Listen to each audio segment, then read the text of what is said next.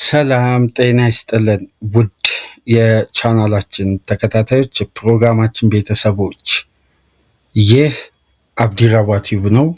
ፕሮግራማችንን ላይክ በማድረግ እንዲጀምሩ፣ ላይክ ስታደርጉ የዚህም ፕሮግራም ተደማጭነት ከፍ ስለሚያደርግ ላይክ እያደረጋችሁ ፕሮግራማችንን እንዲጀምሩ፣ አዲስ የሆናችሁ ቻናላችንን ሰብስክራይብ በማድረግ እንድትቀላቀሉ የደወል ምልክቷን እየተጫናችሁ የቻናላችን ቤተሰቦች እንድትሆኑ በአክብሮት እየጋበዝን ይህንን ፕሮግራም ከሀገር ውጭ የምታደምጡ የቻናላችን ተከታታዮች በሱፐር ስቲከር፣ ሱፐር ቻት፣ ሱፐር ታንክስ ድጋፍ እንድታደርጉ በአክብሮት እየጋበዝን በትናንትናው ዕለት ጥሪያችንን አክብሮ ወዳጃችን ጥቁር ሰው በሚል ዩዘርኔም የሚጠቀም አድማጫችን እንግዲህ በሱፐር ታንክስ ላደረክልን ድጋፍ ከልብ እያመሰገንን ሌሎቻችሁ በሱፐር ቻት፣ ሱፐር ስቲከር ድጋፍ ማድረጋችሁ እንድትቀጥሉ በአክብሮት እየጋበዝን ለአድማጫችን ጥቁር ሰው በሚል መጠሪያ ያለው አካውንት ስለሆነ እንግዲህ አድማጫችን ስምን ስለማናቅ በዚህ በተጠቀምከው አካውንት ስም ነው እንግዲህ ለመጥራት የተገደድነው እና ከልብ እናመሰግናለን። ድጋፍም ከኛ ጋር እንደሚቀጥል ተስፋ እናደርጋለን። ላደረክልን ከፍተኛ ድጋፍ ልባዊ ምስጋና እያቀረብን የመጀመሪያ ክፍል የዕለተ ቅዳሜ ፕሮግራማችን ትኩረት የሚያደርገው በመርሲሳይድ ሊቨርፑል በሜዳውና በደጋፊ ፊት ጥሩ አቋም ላይ ያልሆነውን ቼልሲን በሜዳ ያስተናግዳል። ምሳ ሰዓት 8 ሰዓት ተኩል የሚደረግ ተጠባቂ የእንግሊዝ ፕሪሚየር ሊግ የዚህ ሳምንት የመጀመሪያ የመክፈቻ ጨዋታ ነው የሚሆነው። በዚህ ጨዋታ ዙሪያ እንግዲህ ቅድመ ጨዋታ ነጥቦች ላይ ሰፋ ላሉ ደቂቃዎች መነሳት ባሉባቸው ጉዳዮች በሁለቱ ክለቦች መካከል የምናነሳው ነጥብ ይኖረናል። ከዚህ ፕሮግራም በመቀጠል ብሬንፎርድ ወደ ኢትሃድ ተጉዞ ሌላኛው የለንደን ቡድን በኢትሃድ የፔፕ ጋርዲዮላ ማንቸስተር ሲቲ የሚገጥም ይሆናል። ከዚህ ጨዋታ ጋር በተያያዘ ቅድመ ጨዋታ ነጥቦች እናነሳለን። የነጥብ ልዩነቱን ወደ 2 በማጥበብ የሚካኤል አርቴታ አርሴናል ላይ ጫና መፍጠር ይችላል ወይስ ሲቲ በተከታታይ ጨዋታ ነጥብ ይጥላል ወይ የሚለውን ጉዳይ ምናነሳበት ምንወያይበት ፕሮግራም ይሆናል። ሁለተኛ ክፍል ፕሮግራማችንን እንድጠብቁ በአክብሮት እየጋበዝን፣ ሶስተኛው ክፍል የዘንድሮ የውድድር ዓመት ትልቁ መወያያ አርዕስትና የሀሳብ ልዩነት ያመጣ እስካሁን ድረስ መቋጫ ያልተገኘለት ነገር ግን በውሳኔው ፍጹም ያስገረመ በብቃታቸው በኳሊቲያቸው ከፍ ብሎ የታዩ የዘንድሮ የውድድር ዓመት ተጫዋቾችን ምርጫ ከሚያደርጉ ተቋማት መካከል በፕሪሚየር ሊግ ውስጥ ከሚገኙ ተቋማት መካከል አንዱ የሆነው የእግር ኳስ ጸሐፊያን ማህበር የዓመቱን ኮከብ ተጫዋች ይፋ አድርጓል። የነሱ የጸሐፊዎችን የጋዜጠኞችን የዓመቱን ኮከብ ተጫዋች ትናንትና ይፋ አድርጓል። በዛ ዙሪያ እንግዲህ የምንወያይ ይሆናል። ለሰማችሁ እንግዲህ በጉዳዩ ላይ የበለጠ መወያያ አርዕስት የምናነሳ ይሆናል። ላልሰማችሁ ደግሞ ጉዳዩን በተለየ አቅጣጫ ተመልክተን የዓመቱ ኮከብ ተጫዋች ግን ለእናንተ ማን ነው? በዘንድሮ የውድድር ዓመት በርካታ እጩዎች አሉ። ከነዚህም መካከል የመጨረሻ 3ቱ ራይስ፣ ሃላንድ እና ብሩኖ ፈርናንዴዝ ናቸው። ለእናንተ ማንም መረጣችሁ? የጸሐፊያን ማህበር እንግዲህ በዘንድሮ የውድድር ዓመት የዓመቱ ኮከብ ተጫዋች በማለት የመረጡት የማንቸስተር ዩናይትዱን አምበል ብሩኖ ፈርናንዴዝን ነው። ይሄ ጉዳይ በርካታ የመወያያ አርዕስቶችን አስነስቷል። እነዛን ጉዳዮች ላይ የምንወያይ ይሆናል። ግን አምበሉ ብሩኖ ፈርናንዴዝ በእጅጉ የሚገባው ተጫዋች መሆኑን በዘንድሮ የውድድር ዓመት በርካታ ጉዳዮችን ያሳየበት የውድድር ዓመት ነው። ግን ትልቁ አወዛጋቢ ጉዳይ የደክላን ራይስ አስደናቂ ሲዝን መሆኑን ተከትሎ ራይስ ይገባዋል ከብሩኖ የበለጠ የሚሉ በርካታ ተቺዎች አሉ። ነገር ግን ብሩኖ የተመረጠበት ምክንያቶች ደግሞ እዛ ጋር በዝርዝርና ጥርት ባሉ ሀሳቦች ተቀምጠዋል። ይሄ ጉዳይ እናንተን ያሳምናችኋል ወይ ነው አሁን የመወያያ አርዕስቱ። ብሩኖ የተመረጠበት ኳሊቲ ስታንዳርድ ፍጹም አስደናቂ ነው። የብሩኖ ፈርናንዴዝ የዘንድሮ የውድድር ዓመት ኳሊቲ ለማንቸስተር ዩናይትድ ሲዝኑን ማሳመር ትልቁ ሚና ስለነበረው የዚህን ተጫዋች አስተዋጽኦ ለዋንጫ ከተቃረበው አርሴናል የበለጠ ነው በማለት እንግዲህ የጸሐፊያን ማህበር በቀጥታ ድምፁን አብዛኛውን ድምፅ ለብሩኖ ፈርናንዴዝ በመስጠት ብሩኖን የዓመቱ የጸሐፊያን ማህበር ኮከብ ተጫዋች አድርገው መርጠውታል። ይህን ጉዳይ እንዴት ትመለከታላችሁ? ሀሳብ አስተያየታችሁን በዚህ ፕሮግራም አንስቶ መግለጽ ትችላላችሁ። በመጀመሪያ ክፍል ፕሮግራማችን ግን ትኩረት የምናደርገው እስቲ በቀጥታ ወደ መርሲሳይድ ተመልሰን በአንፊልድ የሚደረገውን የዛሬውን ጨዋታ መነሳት ያለባቸው ነጥቦች ላይ እንወያይ። በተለይ ከዚህ ጨዋታ ቀደም ብሎ ሁለቱም አሰልጣኞች በሰጡት ጋዜጣዊ መግለጫ መሰረት የተጫዋቾች ጉዳትን በተመለከተ የተለያዩ ጉዳዮች ተነስተዋል። ከነዚህም መካከል እንግዲህ በዋነኝነት የተገለጸው በአዌ ቡድን ቼልሲን ጀምር።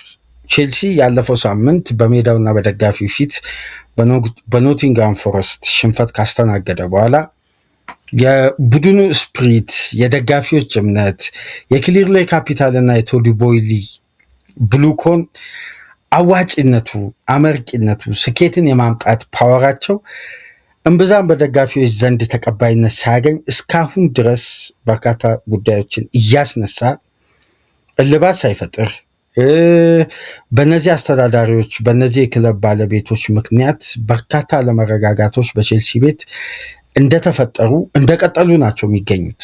ይሄኛው ጉዳይ ባልተፈታበት፣ እርምት ባልተወሰደበት፣ የኤንዞ ማሬስካ ስንብት አሳማኝ ባልሆነበት የዘንድሮ የውድድር ዓመት ቼልሲ በብዙ ውጣ ውረዶች እያሳለፈ የዘንድሮውን ሲዝን በሶስተኛ ጊዜያዊ አሰልጣኝ ለማጠናቀቅ ተገዷል። ሊያም ሮሲኒየርን አሰናበተ።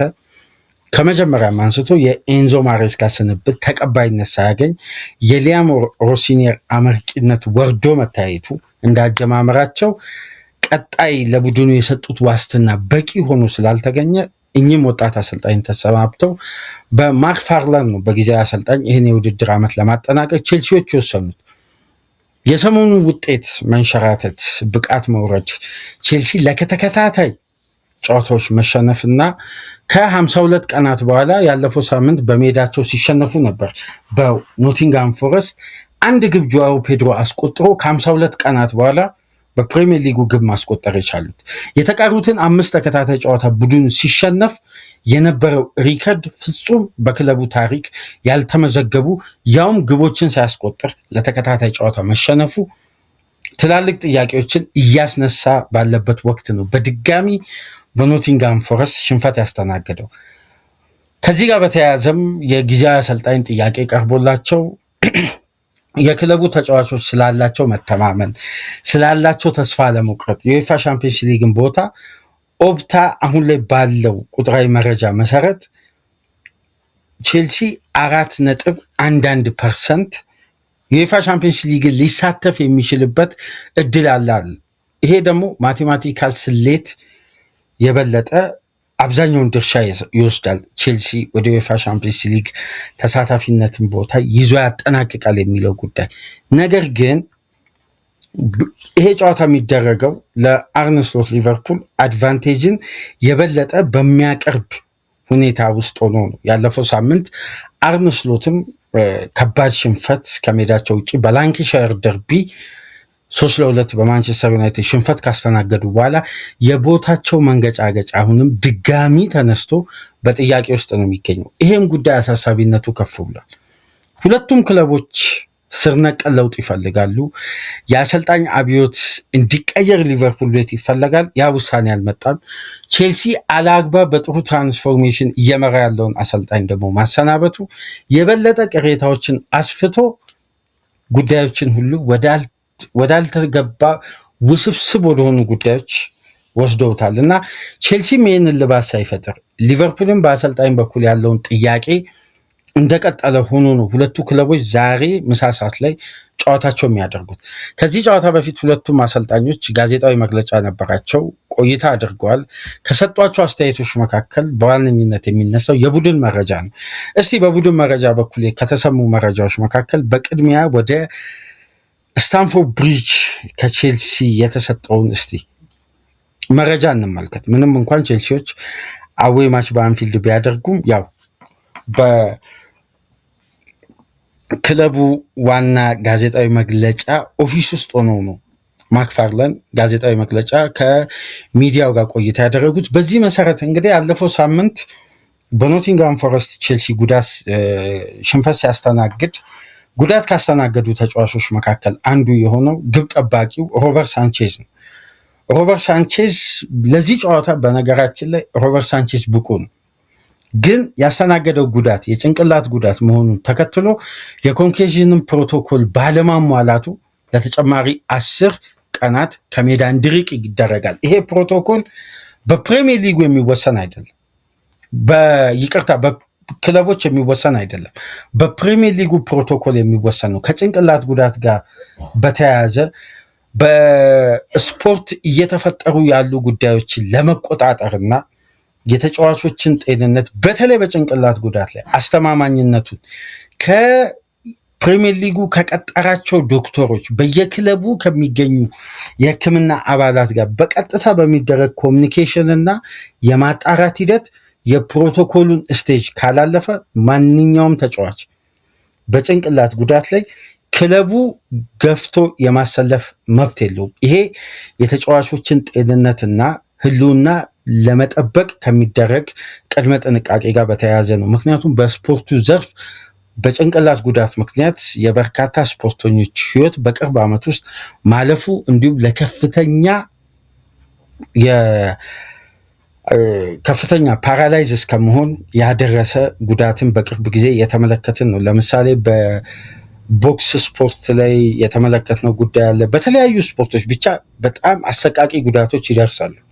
ከዛ ጋር በተያያዘ ቅድመ ጥንቃቄውን ለመውሰድ ይሄ የኮንኬዥን ፕሮቶኮል በጣም አሳሳቢና የተሰመረበት ስለሆነ በየትኛው መመዘኛ ፕሪሚየር ሊጉ እስካላረጋገጠ ድረስ አንድ ክለብ መብት የለውም፣ ስልጣን የለውም አንድን ተጫዋች በጭንቅላት ጉዳት ምክንያት ተጎድቶ ከሜዳ የወጣ ተጫዋች በድጋሚ ወደ ሜዳ ለመመለስ ከፕሪሚየር ሊጉ ህጋዊ ፍቃድ ሲያገኙ ብቻ ነው።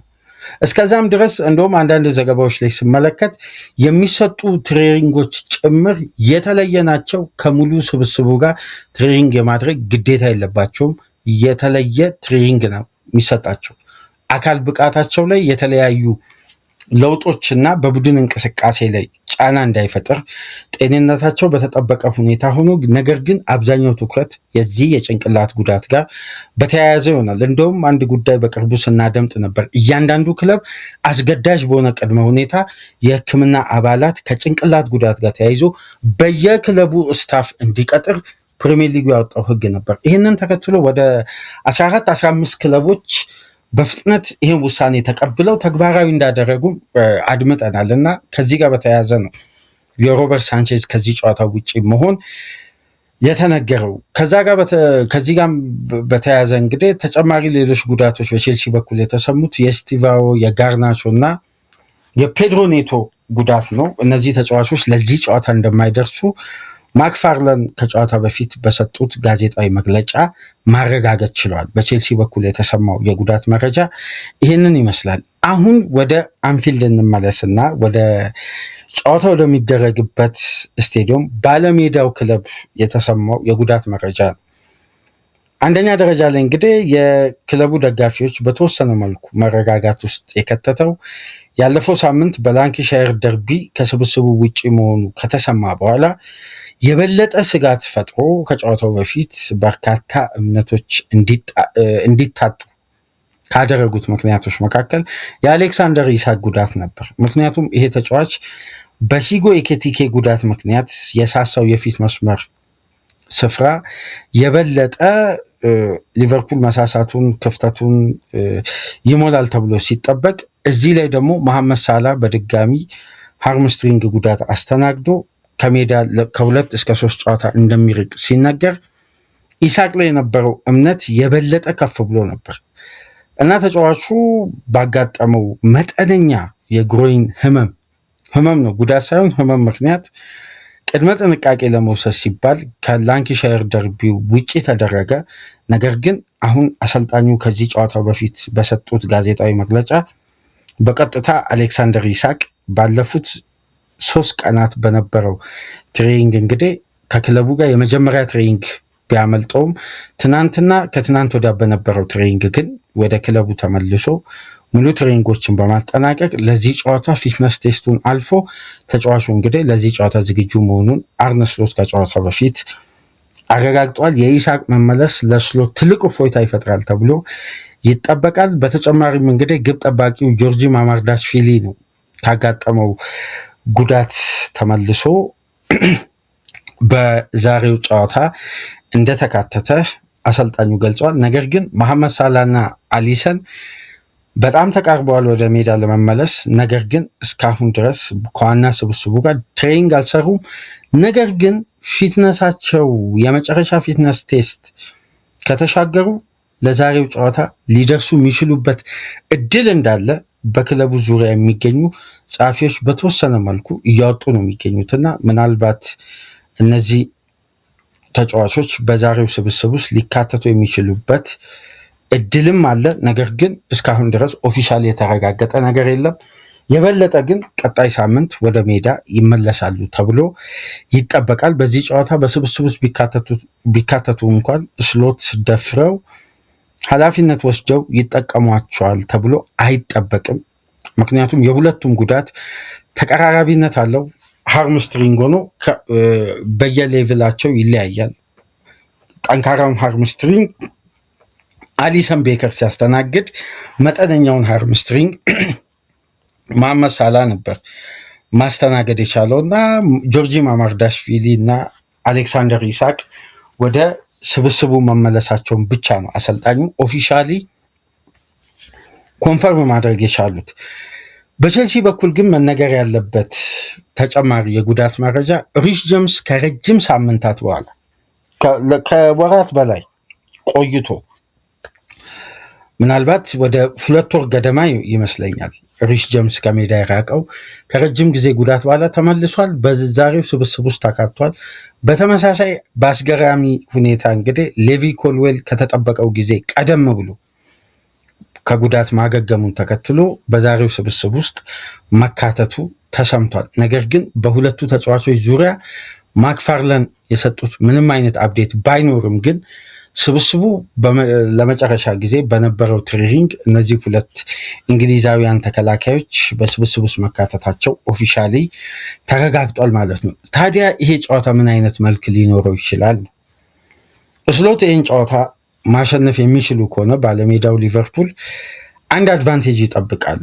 በርንማውዝ ከፉላም የሚያደርጉት ጨዋታ ከበርንማውዝ ድል ውጭ በየትኛውም ውጤት ይመዝገብ ሊቨርፑል በቀጥታ የቀጣይ ዓመት የዩኤፋ ሻምፒዮንስ ሊጉን ትኬት መቁረጡን ያረጋግጣል ማለት ነው። ስለዚህ ከሊቨርፑል የሚጠበቀው 4 ነጥብ ነው አሁን ላይ። ይህን ጨዋታ ማሸነፍ ብቻ ሳይሆን በርንማውዝ የሚጥል ከሆነ ዛሬውኑ ያረጋግጣሉ ድል አድርገው። ካልሆነ ግን ቀጣይ ሳምንት ቪላ ማሸነፍ አስገዳጅ ይሆናል፣ ወይም አቻ መውጣት ወይም ነጥብ ማግኘት ከዛ ጨዋታ አስፈላጊ ይሆናል። ቼልሲዎች የሚያሸንፉ ከሆነ የበለጠ ያላቸውን ተስፋ የማለምለም እድሉ ይኖራቸዋል። በሂሳባዊ ስሌትም በየትኛውም መንገድም ሊሆን ይችላል ቼልሲዎች ወደዚህ ውድድር ተሳታፊ ለመሆን። ግን በዩኤፋ አንድ ህግ አለ። በነገራችን ለአድማጮች ይህን ህግ አብዛኛው የእግር ኳስ ቤተሰብ ከግምት ውስጥ ያስገባ አይመስለኝም።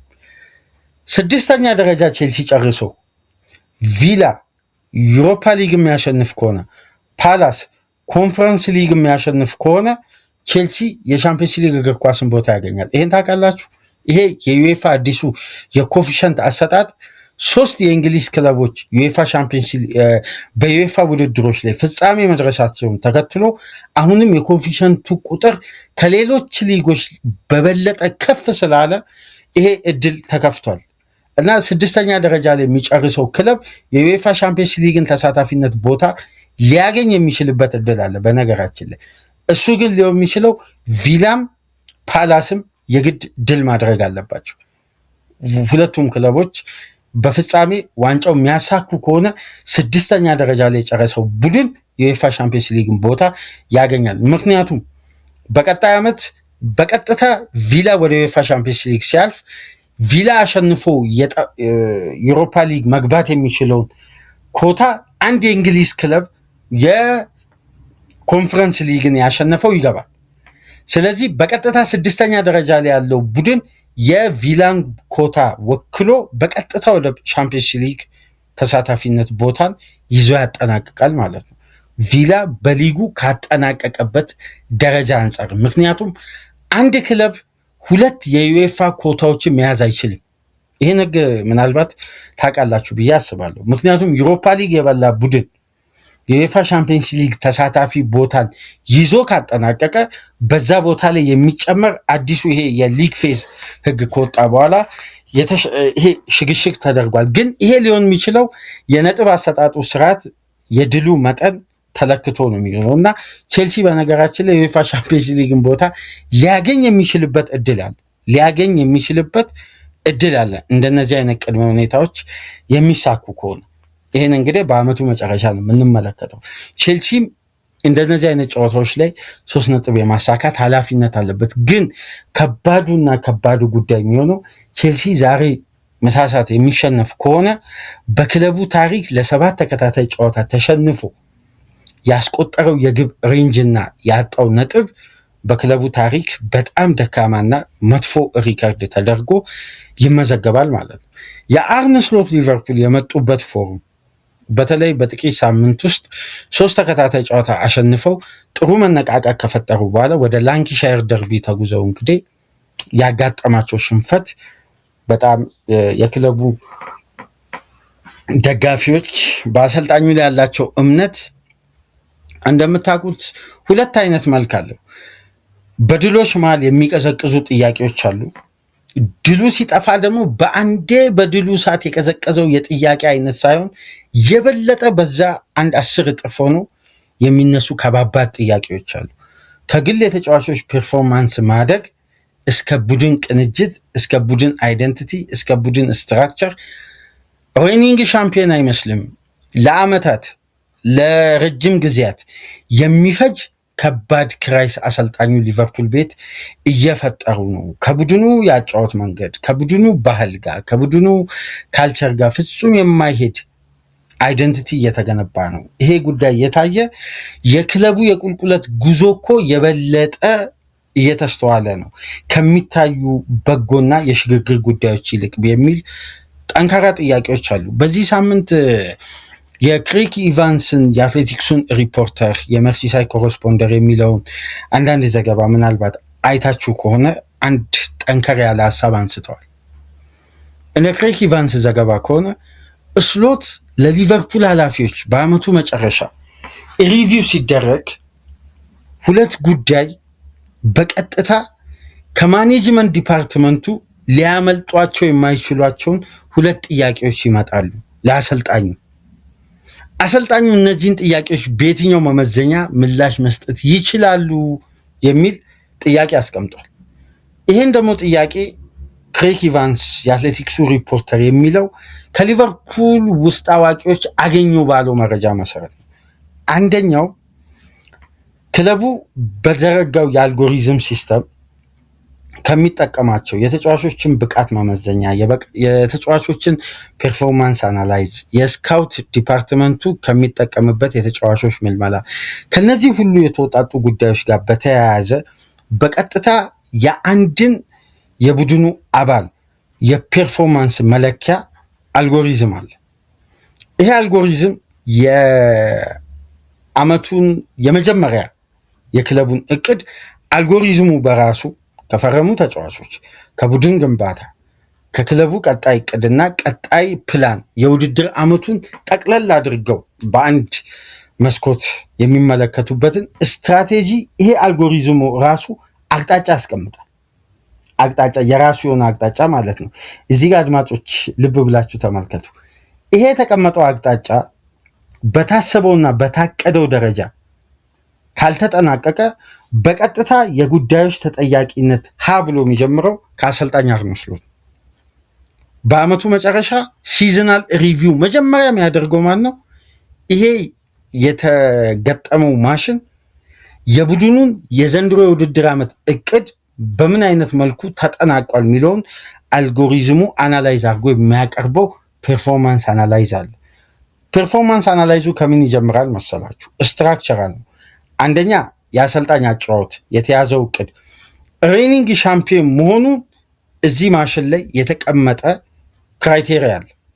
ስለዚህ ሬኒንግ ሻምፒዮን የሆነ ቡድን አመቱን ሙሉ በምን አይነት ፐርፎርማንስ ማጠናቀቅ አለበት የሚለውን ጉዳይ በራሱ የሚያስቀምጠው መመዘኛ አለ። እንደምታውቁት ያለምንም ዋንጫ ነው የሚጠናቀቀው። የዩኤፋ ሻምፒየንስ ሊግን ግብ ሊቨርፑል እንደ ትልቅ ፕላን በዘንድሮ የውድድር ዓመት እቅዶች ውስጥ አልተያዙም ይላል ክሪክ ኢቫንስ። ድል ነው የተያዘው፣ ዋንጫ ነው የተያዘው። ዩኤፋ ሻምፒየንስ ሊግን ማሸነፍ ፕሪሚየር ሊግን ማስጠበቅ ነው። እንደነዚህ አይነት ጉዳዮች እንዳይሳኩ ወይም የተፈጠረው መመሰቃቀል ከምን መመዘኛ ነው የሚለውን ለአልጎሪዝሙ በውድድሩ መሃል ካቀረቧቸው ወይም ካስገቡት ሜን ኢሹ መካከል ጉዳት ብቻ ነው። ስለዚህ አሰልጣኙ ታክቲካል ፍሌክሲቢሊቲ እና ክለብ ውስጥ የተፈጠረው ኢሹ ከምን መነሻ ነው የሚለውን መጀመሪያ አሰልጣኙን የሚገመግመው ይሄ አልጎሪዝም። የአልጎሪዝሙ የበላይ ማኔጅመንት ማን ናቸው? ማይክል ኤድዋርድ ናቸው። ስለዚህ አርነ ስሎት በመጀመሪያ ደረጃ ግምገማ የሚጠብቃቸው ሊቨርፑል ቤት ካለው ዘመናዊ አሰራር፣ ለዚህ አሰራር በቂ ምላሽ ከሌላቸው ወይም ይሄ አልጎሪዝም ፌል የሚል አላርም የሚያሳይ ከሆነ አርነ ስሎት ዴፊኔትሊ ይባረራሉ ማለት ነው። በየትኛውም ኮንትራት ዘመን ላይ ሊሆኑ ይችላሉ። የትኛውም የፌኖ ስፖርት ግሩፕ የበላይ ጠባቂዎች በአሰልጣኙ ላይ እምነት ሊኖራቸው ይችላል። ግን ክለቡ ለዘመናት ይዞ የመጣው የአሰራር መንገድ ብሬንዳን ሮጀርስን በነገራችን ላይ ምንድን ነው የሚባለው? የሊቨርፑል ስፖርቲንግ ዳይሬክተር ሁለተኛ አሰናባች ነበር፣ መጀመሪያ አልጎሪዝሙን ያሰናበታቸው ይላል። በጣም የምታስታውሱ ከሆነ እና በወቅቱም የርገን ክሎፕን ለማምጣት ከረዷቸው መመዘኛዎች መካከል አንዱ ይሄ አልጎሪዝም። አንደኛው ጉዳይ ይሄ ነው። ሁለተኛው የክለቡ ፐርፎርማንስ አናላይዝ የአሰልጣኝ ግምገማን ከሚያቀርባቸው ክራይቴሪያዎች መካከል ይላል የክሪክ ኢቫንስ ዘገባ ላይ የተመለከትኩት፣ ቢያንስ ሊቨርፑል ፐርፎርማንሱ አሳማኝ የትራንዚሽን ቡድን እንዲሆን ፊገር አውት የተደረገ የተለዩ ጨዋታዎች ይውጡ ቢባል በብሬንዳን ሮጀርስ ጊዜ ሮጀርስ ራሳቸውን ዲፌንድ ለማድረግ 10 ጨዋታዎችን በመመዘኛነት አውጥተዋል ይላል። ግን አርነ ስሎት 10 ጨዋታ አውጥተው ስራቸውን ዲፌንድ የማድረግ አቅም አላቸው ወይ ነው ሁለተኛው ጥያቄ። ስለዚህ በአመት ውስጥ ሊቨርፑል 10 አሳማኝ ድል አልተመዘገበም የሚል ሪፖርቶች በሊቨርፑል ዙሪያ ይሰማሉ። እነዚህ ጉዳዮች እንግዲህ በጉዳዩ ላይ እስካሁን ድረስ ተጨባጭ እውነታ እንዳይኖር ገድቦናል ወይም የተጨበጠ ቀጣይ ዓመት ስሎት በታች ላይን ላይ ይቆያሉ የሚሉ ዘገባዎች በቅርብ ሳምንት ይወጣሉ። ከላንካሻየር ደርቢ በኋላ የሊቨርፑል ትላልቅ ሪፖርተሮች ምን ሲሉ እንደነበር አንብባቸዋል ብዬ አስባለሁ። በጣም ጠንከር ያለ ትንሽ ወጣ ያለ አስተያየትን ያልለመድነውን አስተያየት ስሎት ላይ ጠንከር ያለ ትችቶችን ሲያስነሱ ነበር። የበለጠ ግን አንድ ከባድ ጉዳይ ልንገራችሁ። ትናንትና አርነ ስሎት ለሚዲያ እንደምታውቁት 2 አይነት ጋዜጣዊ መግለጫ አላቸው። የመጀመሪያው ሰፊው ለዓለም በቀጥታ ስትሪም የሚደረግ ላይቭ የሚተላለፍ ጋዜጣዊ መግለጫ አላቸው። ሁለተኛ ደግሞ ውስን ለሆኑ ትላልቅ ጣቢያዎች ደግሞ የሚሰጡት ሁለተኛ ጋዜጣዊ መግለጫ አላቸው። ከመጀመሪያው ትሬኒንግ እና ሁሉም ትሬኒንግ ከተጠናቀቀ በኋላ አሁን የመጨረሻው ትሬኒንግ በኋላ አርቴታ ጋዜጣዊ መግለጫ አይሰጥም። አንዳንድ ክለቦች አሉ፣ ግን ሲቲና ሊቨርፑል ከመጨረሻው ትሬኒንግ በኋላ አንድ ጋዜጣዊ መግለጫ ይሰጣሉ። ከዛ በፊት ደግሞ ሰፊውን ጋዜጣዊ መግለጫ ለሚዲያ ያቀርባሉ። በነዚህ ሁለተኛ ዙር ጋዜጣዊ መግለጫ ላይ ዘ ታይምስ አንድ ሪፖርት ምሽት ላይ ይዞ ወጥቶ ነበር። ስሎት ስለ ሳላ ስታንዳርድ፣ ስለ ክለቦች ካልቸር አሳሳቢነት ያነሳውን ጉዳይ ተገቢ ነው፣ ትክክል ነው በማለት ስለ ስታንዳርድ ያወራውን ጉዳይ ግን አሰልጣኙ ለመተቸት ያሰቡበት መንገድና አቅጣጫ አሁንም ከደጋፊው ጋር የበለጠ ከባድ ቅሬታ ውስጥ ሊከት ይችላል። ልክ ነው፣ ስታንዳርድ ተገቢ ነው አሉ። ግን ስታንዳርድ በጂም ብቻ አይደለም ብለው ነው የተቹት። ሳላ እንደምታውቁት አብዛኛውን ጊዜ በጂም ነው የሚያሳልፈው፣ በጂም ነው ቆይታ የሚያደርገው፣ በጂም ነው ትሬኒንጎችን አብዝቶ አካሉ የሚጠብቀው እና ስታንዳርድ በጂም ብቻ አይደለም በሁሉም ቦታ ነው። ይሄ ማለት ታስታውሱ እንደሆነ ከሳላ ተቃውሞ ጋር በቀጥታ የተገናኘም አስተያየት ይመስላል። ግን ያላቸውን አድናቆት ይገልጻሉ። ከዛም በኋላ ደግሞ እንደ ተጫዋች መውቀስም መተቸትም የሚፈልጉበት አቅጣጫ እንዳለ አሳይተዋል አሰልጣኙና ሁለቱም ባልተረጋጋ ስሜት ውስጥ የሚያደርጉት ጨዋታ ነው። ግን ይሄ ጨዋታ አንዳንድ ዋስትናዎችን ይሰጣል። ለምሳሌ የሻምፒየንስ ሊግ እግር ኳስን በዚህም ወቅት አረጋግጠው ስሎት አንዳንዴ ሲሸነፉ ስለ ቡድኑ ቀጣይ ፕላን በማውራት አንዳንድ ተስፋዎችን ለማንጸባረቅ ይሞክራሉ። ባለፈው ሳምንት ከላንካሻየር ደርቢ በኋላ የበለጠ ከሊቨርፑል ኃላፊዎች ምናልባት ኮስታራ ፊት ሊጠብቃቸው የሚችለው ወይም የቀድሞ አይነት ፈገግታ ላያገኙ የሚችሉበት ትልቁ ዕድል ምንድን ነው? ተጫዋቾችን ነጥለው ተቹ። አብዛኛው ተጫዋቾች የቡድኑን ያጫወት ስልትና በሜዳ ውስጥ የተሰጣቸው ሚና በአግባቡ ባለመፈጸማቸው ነው ይህን ጨዋታ የተሸነፍኩት የሚል አስተያየት ሰጡ። ራሳቸውን ነጠሉ፣ ተጫዋቾችን አጋለጡ። ከዛም በኋላ ቫንዳይክ ከአሰልጣኙ ተቃራኒ የቆመበትን ሀሳብ ሰጠ። ክለቡ በጋራ ነው የሚሸነፈው፣ በጋራ ነው ድል የምናደርገው፣ በተናጥል የምንሸነፍ በተናጥል ድል የምናደርግበት የክለብ ባህል የለንም አለ። ይህ አስተያየት ራሱ ጤናማ አይደለም። ከማንቸስተር ደርቢ ሽንፈት በኋላ እየወጡ ያሉ መረጃዎች ሁለት አይነት መልክ አላቸው። ክለቡ ስትራክቸራሊ እየገነቡ ነው የሚባል መረጃ አለ። አሁን ከስሎት ፍላጎትና የጨዋታ ስልት ጋር ሳይሆን እንደ ቡድን ሊቨርፑል ይጎለዋል ብሎ የሚያስቡትን ተጫዋቾች ነው አሁን ለማምጣት የክለቡ ሪክሩትመንት አባላት እየሰሩ የሚገኙት። ይሄ ጉዳይ ምናልባት እስካሁን ድረስ አንድም ተጨባጭ እውነታ እንደሌለ በአሰልጣኙ ቆይታ በኩል በግልጽ የሚያሳየን ነው። በተቃራኒ ወደ ቼልሲ እንሂድ። በቼልሲ ቤት ቀጣይ አሰልጣኝ ለመለየት የክለቡ የበላይ ኃላፊዎች የላውረን ስቲዋርት እና ፖል ዊኒስተርሊ እንግዲህ በንቃት የአሰልጣኝ ብቃት መለኪያን ትላልቅ የአሰልጣኞችን ሲቪ እየተቀበሉ ፐርፎርማንሳቸውን እንግዲህ አናላይዝ እያደረጉ አሁን ላይ ባለው መረጃ መሰረት ትናንት ምሽት የማቲሎውን ዘገባ የቼልሲ ደጋፊዎች አንብባቸዋል ብዬ አስባለሁ። 8 የአሰልጣኞችን ግምገማ እያደረጉ 8 ማቲሎ አለኝ ባለው መረጃ መሰረት 4ቱ በተናጥል ይነሳሉ። ዛቪ አሎንሶ፣ አንዶኒ ያሮላ፣ ኦሊቨር ግላስነር እና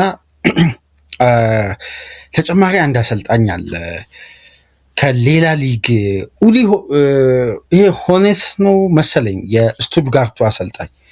በእነዚህ 4 አሰልጣኞች ዙሪያ ነው ቼልሲዎች አሁን ላይ በጣም የአሰልጣኝነት ምልመላ እያደረጉ የሚገኙት እና ዛቪ ሄርናንዴዝ የተወሰኑ ኮሚኒኬሽኖች ነበሩ፣ ግን ተቋረጡ።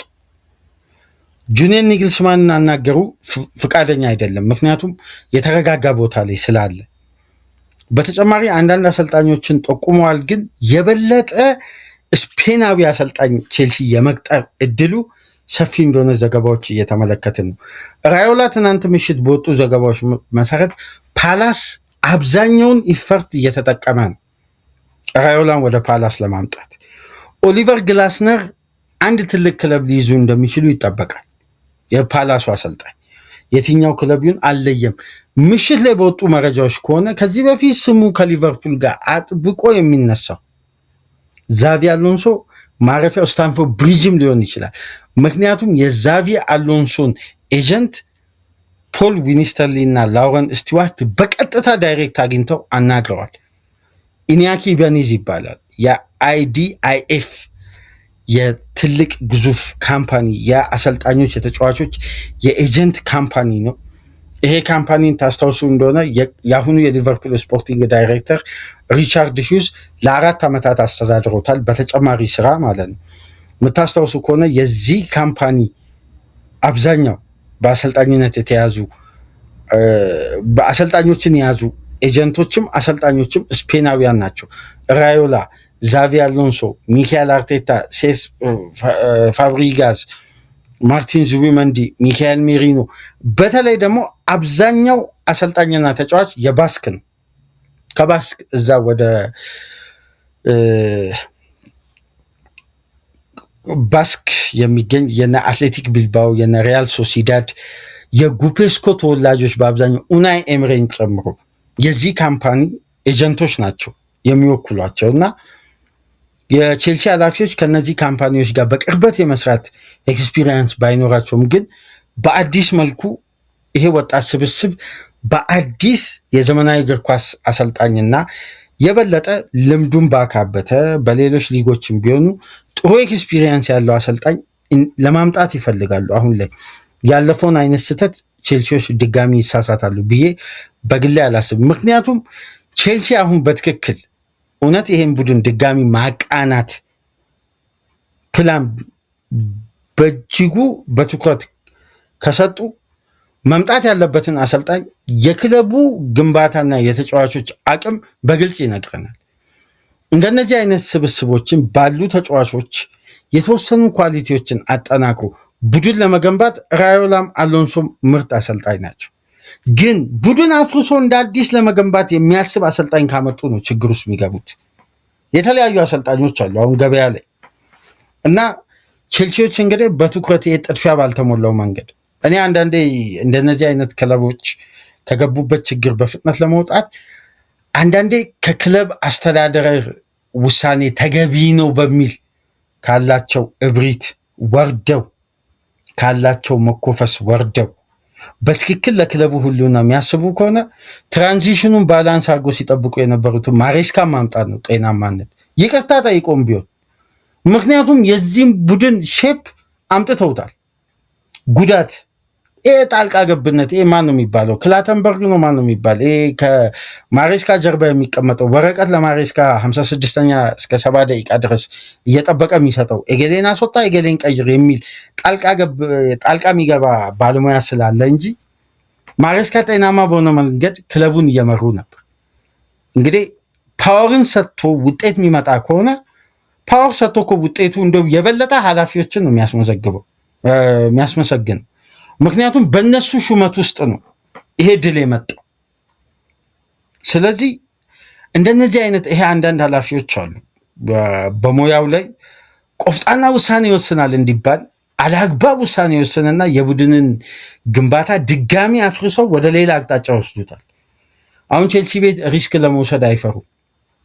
ምክንያቱም ጥሩ ቢያንስ በጊዜው ያለው የውጤት ማጣት ሽፍት ሊያደርግ እንደሚችል እኮ እምነት የሚጥል ብቃት ይታይ ነበር። ግን በጭራሽ ያንን መታገስ አልፈለጉም። ለምን? ማሬስካ ትንሽ አለመታዘዝም ስላሳዩ። ለማንኛውም የዛሬ ምሳ ሰዓቱ ጨዋታ ሁለት ያልተረጋጉ ቡድኖች የሚያደርጉ ፍልሚያ ነው። እስቲ የእናንተን ግምት በኮሜንት መስጫ አስቀምጡ። ላይክ፣ ሼር፣ ሰብስክራይብ አድርጉ። ጥቁር ሰው በሚል አካውንት ላደረክልን ትልቅ የሱፐር ታንክስ ድጋፍ ከልብ እያመሰገንን ድጋፍ እንዲቀጥል በአክብሮት እየጋበዝን ሌሎቻችሁም በሱፐር ታንክስ ድጋፍ እንድታደርጉ የአክብሮት ግብዣችን ነው። በሁለተኛ ክፍል ፕሮግራማችን ተመልሰን እንመጣለን። ሰላም ቆዩ።